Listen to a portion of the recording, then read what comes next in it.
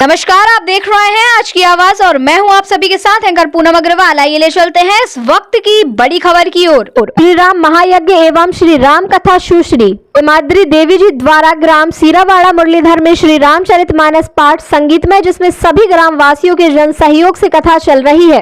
एवं सुश्री मोनिका वैष्णव यज्ञ आयोजक श्री महंत मुरारी दास जी महाराज, सिवनी पुलघाट संतोष जी शर्मा, रामायणी सीरावाड़ा यज्ञ आचार्य श्री महेंद्र जी चौबे काशी द्वारा चल रहा है यज्ञ एवं सभी ग्रामवासियों एवं क्षेत्रवासियों द्वारा। ये जानते हैं क्या कहती हैं कथावाचक सुश्री हिमाद्री देवी जी।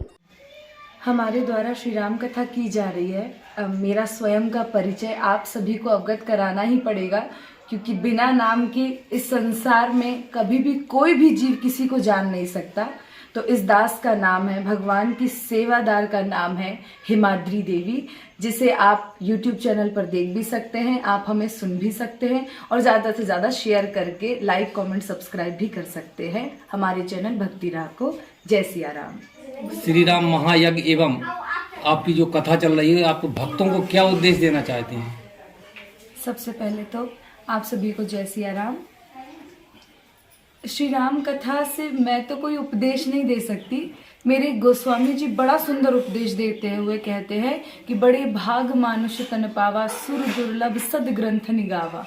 और इस मनुष्य शरीर को पाने के बाद जिसने भगवान की कथा में, भगवान के सत्संग में, कीर्तन में अपना पूर्ण रूपेण सहयोग दिया, मानो उसके जीवन में सारी की सारी बुराइयां, क्लेश, मन की कुटलाई, मन की कटुता, ये सारे पाप धोने की क्षमता रखती है श्री राम कथा।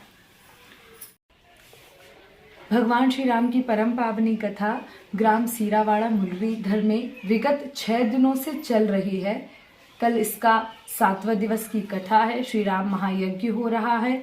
बहुत लोग कथा श्रवण करने आ रहे हैं और आप सभी भगवान के प्रिय भक्तों से एक ही मेरी प्रार्थना है कि हमारा एक YouTube चैनल है भक्ति राह, जिसके द्वारा आप सभी हमारी द्वारा कही गई भगवान की कथाओं को, भगवान के परम पावने सुंदर मधुर भजनों का भी आनंद ले सकते हैं। तो केवल मेरी एक ही प्रार्थना कि आप अपने मोबाइल एंड्रॉयड फ़ोन में YouTube चैनल भक्ति राह को सब्सक्राइब करें, अधिक से अधिक इस परिवार से जुड़े तथा आगे आने वाली कथाओं को श्रवण कर सके, जो पहले हो चुकी हैं उन कथाओं को भी सुन सके और हमारे परिवार की सदस्यता में अपनी एक हाजिरी दर्ज करें। जय सिया राम।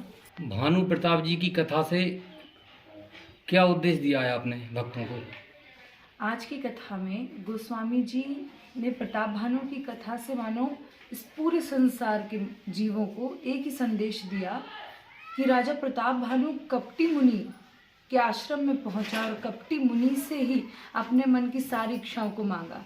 जबकि स्वयं गोस्वामी जी कहते हैं कि देखो, जीव को जब भी कुछ भी मांगना हो तो केवल भगवान की शरण में जाकर मांगना। इन कपटी मुनि से कभी भी किसी भी जीव ने अगर कुछ भी मांगा है तो उसका परिणाम उसके हित में नहीं बल्कि उसका अहित ही हुआ, जैसे कि प्रताप भानु का अहित हुआ।